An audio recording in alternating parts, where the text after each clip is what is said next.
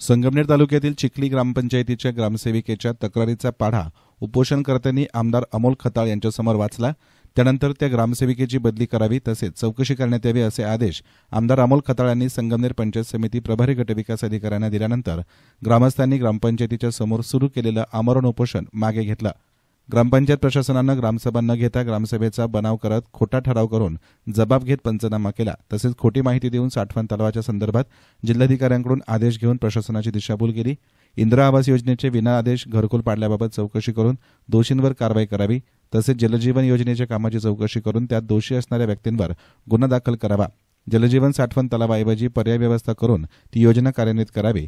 या विविध मागण्यांसाठी चिखली ग्रामपंचायतीसमोर भारत हासे, संजय नेहे, उमेश हासे, गणेश हासे, रमेश हासे, किसन फटांगरे, सदाशिव हासे, बाबासाहेब हासे, नंदू हासे, किशोर हासे, बाळासाहेब हासे आणि भास्कर हासे, अरुण हासे यांनी ग्रामपंचायत समोर आमरण उपोषण सुरू केलं होतं। उपोषणस्थळी आमदार खताळ यांनी भेट दिली। त्यांनी उपोषणकर्त्यांच्या मागण्या समजावून घेतल्या। त्यानंतर मागण्या सोडवण्याबाबत अधिकाऱ्यांशी चर्चा केली।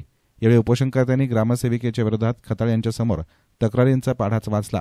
कामांसाठी अडवणूक केली जाते आणि ग्रामपंचायत प्रशासनामुळे आम्हाला त्रास सहन करावा लागत असल्याच्या व्यथा मांडल्या। संगमनेर पंचायत समितीच्या विस्तार अधिकाऱ्यांनी 10 दिवसांमध्ये ग्रामपंचायत कारभाराची चौकशी करून तो अहवाल सादर करावा। ज्या व्यक्तीचे घरकुल पाडले आहे त्याची रीतसर पोलिसात तक्रार द्या।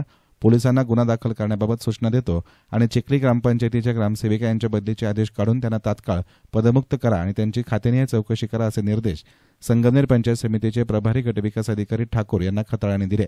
त्यानंतर उपोषणकर्त्यांनी 2 दिवसांपासून सुरू असलेलं आमरण उपोषण मागे घेतलं।